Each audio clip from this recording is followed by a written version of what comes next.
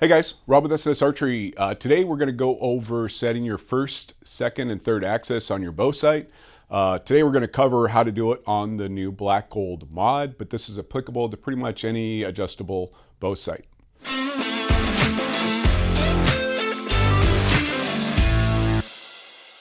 For this sight, we're going to need a few things. We're going to need a string level. I really like this Hamskea Gen 2 Pro.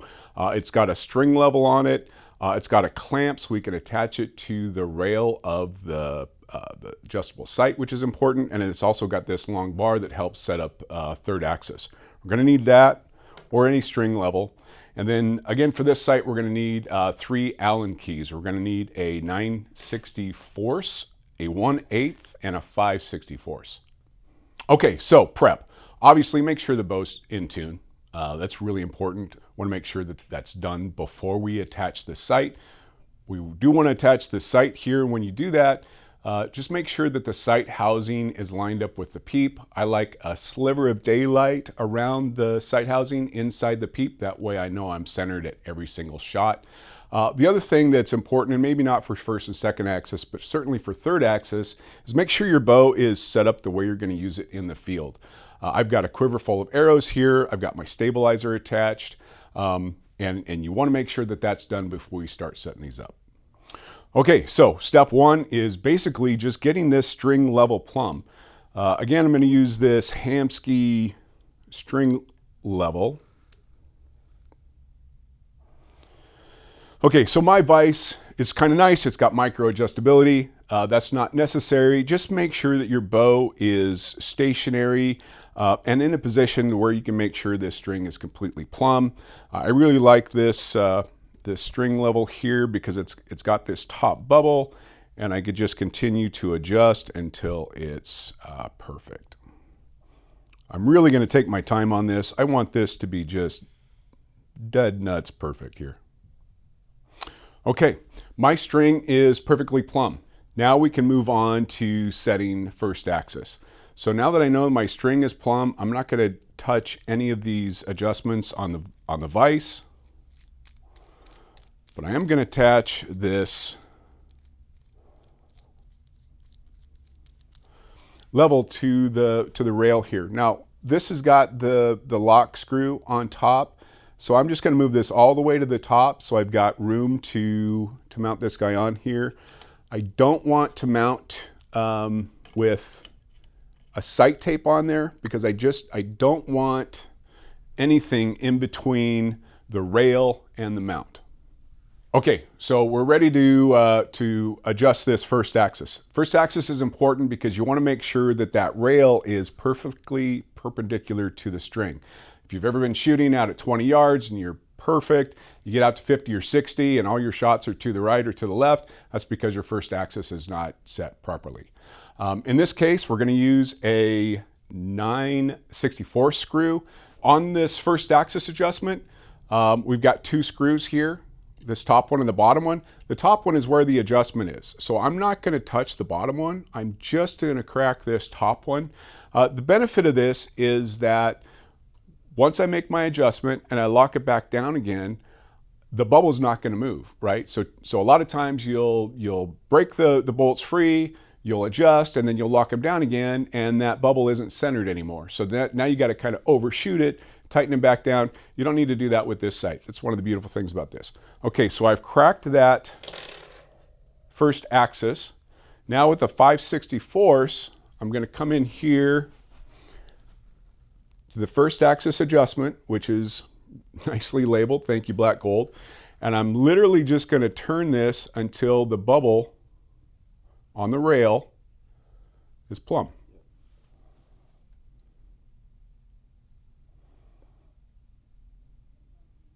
So I'm just going to make tiny little adjustments, wait for the bubble to hold, and actually that looks pretty darn good right there. Okay, so now I'm just going to use the other Allen key and lock down this bolt.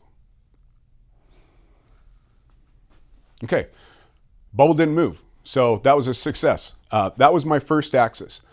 All right, so we've got the first axis set. We're going to leave the clamp with the bubble on the rail, and now we're going to line up the bubble in the housing to the bubble on the rail. That's going to be our second axis. Now, in this particular site, we're just going to crack the bottom screw because, again, that's where the adjustment is. The second axis adjusted on the bottom on this site. I'm just going to crack that bottom screw. I'm not going to touch the top one, and then I'm going to make an adjustment here.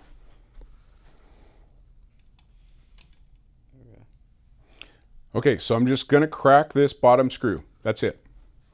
Now I'm going to take my 5/64 Allen key.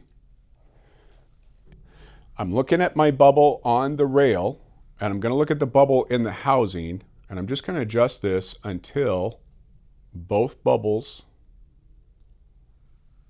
are plumb. And boy, that looks pretty good right there. Okay. Now I'm just going to tighten down that bottom screw.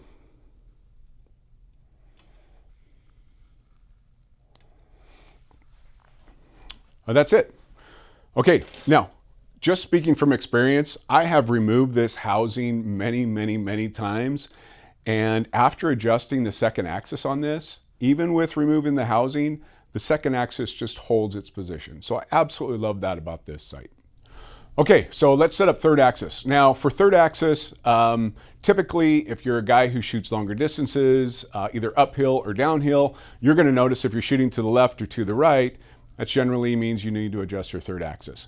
Now, when you're doing that, it's very important that you do third axis at full draw with your bow set up exactly the way you would shoot in a hunting situation or in the field, or however your bow is typically set up when you want to be the most accurate. That's how we want the bow set when we set our third axis. In this situation here, I've got my quiver with 4 arrows, I've got my stabilizer attached, and I like hunting with my bow stand, so I'm going to attach that as well.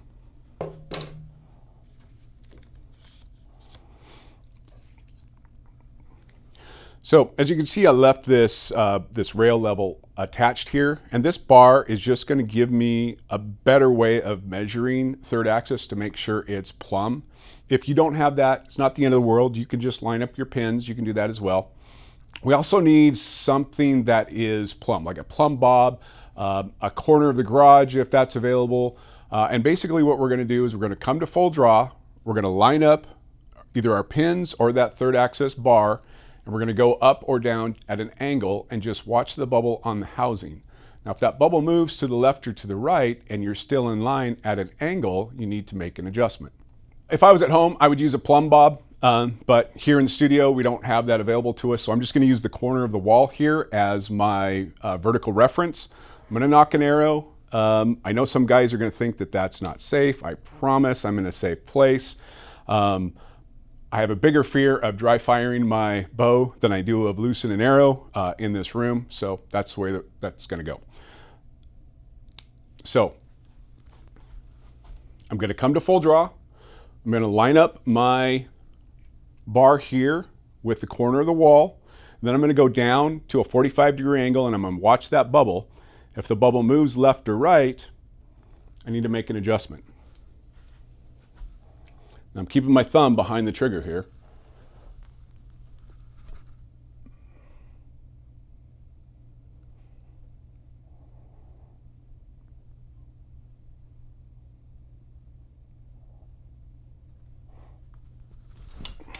Okay. In this situation, the bubble didn't move, so that means my third axis is correct. But I'm going to go ahead and show you how to make adjustments in case your third axis is not correct. So this is when we're going to use that 1/8 Allen key. And that's just this top pivot bolt. I'm just going to crack it loose. And I'm going to make an adjustment. Now, if my bubble was to the left or to the right, I'm going to make a note of that, and I'm going to adjust the other way to bring it to center on here. Okay, so I've made an adjustment.